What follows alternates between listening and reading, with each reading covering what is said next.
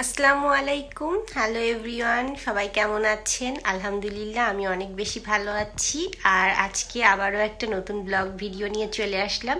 তো আজকে আমি দেখাবো আপনাদেরকে একটা নতুন ধরনের শর্মা। আমি জানি না এই শর্মাটা আপনারা খেয়েছেন কিনা, যদিও এটা হচ্ছে অ্যারাবিয়ান মানে শর্মা, বাট আমার হচ্ছে মানে একটু টুইস্ট আছে শর্মাটার মধ্যে। যেমন হচ্ছে একদম সিম্পল ওয়েতে ঘরে যে উপকরণগুলো থাকে সেগুলো দিয়ে করি, আর এই শর্মাটা খেতে কিন্তু ভীষণ মজা হয়।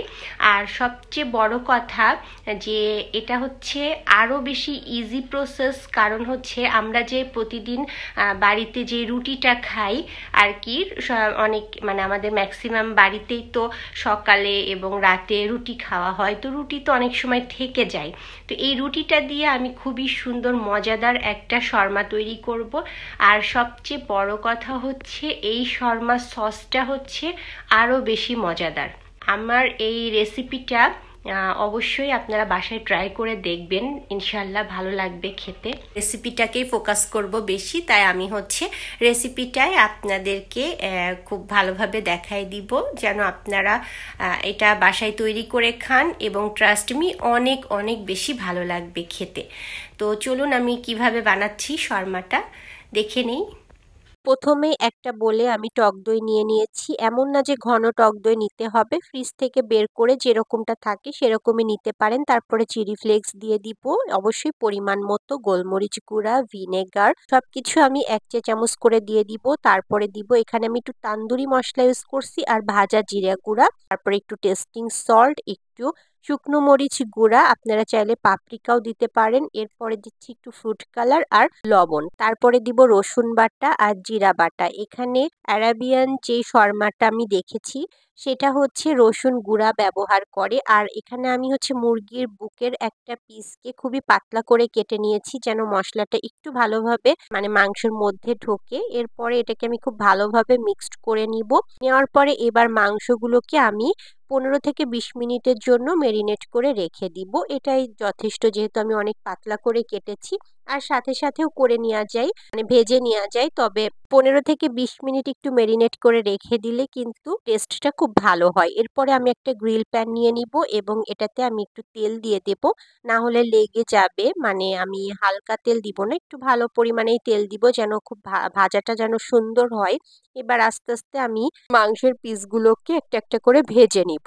আচ্ছা বলে নি, এই রেসিপিতে কিন্তু আমি কোনো আদা বাটা ব্যবহার করিনি। আর যেই স্পেশাল ভাজা মানে জিরা গুঁড়াটা আমি ব্যবহার করি, আমি কিন্তু বলেছি যে মোটামুটি আমি আমার সব রান্নাতেই ওইটা ব্যবহার করে থাকি, আমার কাছে খুব টেস্ট লাগে। আর এরপরে আমি এপাট ওপাট করে ভালোভাবে ভেজে এটা উঠায় নিব, এবং মাংসগুলো খুব সুন্দরভাবে ভাজা হয়ে গিয়েছে, এটাকে আমি একটু ঠান্ডা করতে দিব। আর এইবার আমি শর্মার ভিতরে যে সালাদগুলা আমরা দিয়ে থাকি বা সবজিগুলা দিয়ে থাকি সেইগুলো আমি দিব। এখানে ক্যাপসিকাম, গাজর, শসা, টমেটো, পেঁয়াজ, কাঁচামরিচ এগুলাই আমি আপাতত নিয়ে নিয়েছি, কারণ আমার কাছে এটাই ছিল। এরপরে আসলো মেন টুইস্ট। টুইস্ট হচ্ছে আমরা যেই মেয়োনিজ বা সসটা ইউজ করি শর্মার ভিতরে, সেটা তো সেটা হচ্ছে আমি এখানে টমেটো সসটা বেশি নিয়েছি। আর আমার কাছে ঘরে মানে যেই মেয়োনিজটা আমার কেনা ছিল, আমি একটা সুপার শপ থেকে নিয়েছিলাম, সেটাই নিয়েছি। আর মেয়োনিজটা আপনারা যে কোনো প্লেন মেয়োনিজ বা বাসায় তৈরি মেয়োনিজও নিতে পারেন। এরপরে গোলমরিচ, চিলি ফ্লেক্স, একটু ভিনেগার দিব। তারপরে এখানে আমি একটু চিনি অ্যাড করব, যেহেতু সসের মধ্যে লবণ থাকে। আর এই যে মেন টুইস্ট হচ্ছে গুঁড়া দুধ, এই গুঁড়া দুধটা আমি ইউজ করব। এটা যে কি যে দারুণ টেস্ট নিয়ে এসে দেয় সসটার। তারপর আমি মানে একটু সামান্য পরিমাণে লবণ দিয়েছি। তারপর ওই যে আমার ভাজা জিরা গুঁড়া, সেটাও আমি সামান্য একটু দিয়ে দিয়েছি। ট্রাস্ট মি, এত মজা হয়েছিল সসটা, টক ঝাল মিষ্টি, মানে খুবই মজাদার একটা সস হয়েছিল। অ্যারাবিয়ানরা সাধারণত টক দই, তিল, রসুন আর একটু হয়তোবা লবণ আর মেয়োনিজ এটা দিয়ে মূলত এই সসটা তৈরি করে, বাট আমার এই সসটা একটু টুইস্ট।